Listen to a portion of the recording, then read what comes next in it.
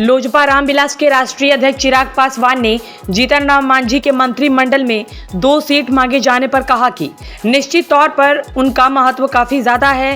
राज्य के पूर्व मुख्यमंत्री भी है, उनका ध्यान रखा जाना चाहिए।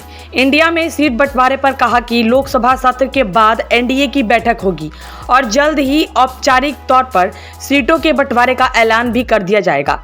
बिहार में खेला होने पर उन्होंने कहा कि हमें इस बारे में कोई जानकारी नहीं है, विपक्ष तो इस तरह की चीज चाहेगा ही। उन्होंने कहा कि बहुत कुछ बातें गठबंधन के अंदर ही कही जाती है। मुझे लगता है समय पर हो जाएगा, चर्चाएं चल रही हैं और जल्द मुझे लगता है अब औपचारिक घोषणा हो जानी चाहिए। पार्लियामेंट का सत्र भी चल रहा है, उम्मीद है कि सत्र के ठीक बाद सीटों के बंटवारे की औपचारिक घोषणा तमाम घटक दलों के साथ हो जाएगी।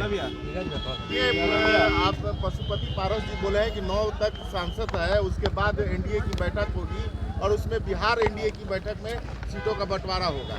हाँ, नहीं, सही बात है। हम लोग का अभी पार्लियामेंट के बाद अलग अलग घटक दलों के साथ तो भाजपा की बातचीत चल ही रही है। एक बार एक आम सहमति बन जाती है तो उसके बाद मुझे लगता है इसकी औपचारिक घोषणा भी कर दी जाएगी। पर जीतन राम मांझी इन दिनों अलग सुर अलापे हुए हैं, 2 मंत्रालय मांग रहे थे।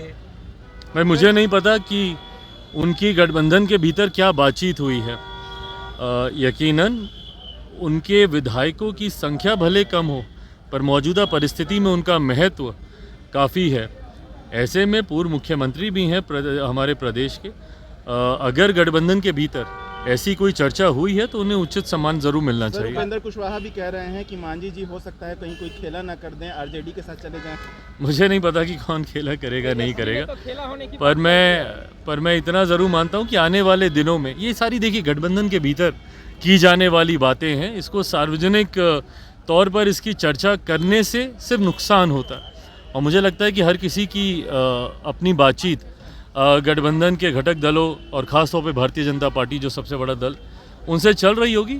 मैटर ऑफ टाइम की बात है, बहुत जल्द सारी परिस्थिति स्पष्ट हो जाएगी। कांग्रेस के प्रदेश अध्यक्ष है, मांझी को सीएम बनाने तक के ऑफर दे डाले, कह रहे हैं कि हमारे साथ आ जाए, मुख्यमंत्री बना देंगे। अब देखिए, अब विपक्ष का घटक दल हमेशा, गठबंधन हमेशा चाहेगा कि कोई ना कोई घटक दल टूट के उनके साथ जाए ताकि परसेप्शन की लड़ाई में वो ज़रूर आगे हो जाए। जैसा मैंने कहा, मैटर ऑफ टाइम की बात है, बहुत जल्द सारी परिस्थिति स्पष्ट हो जाएगी।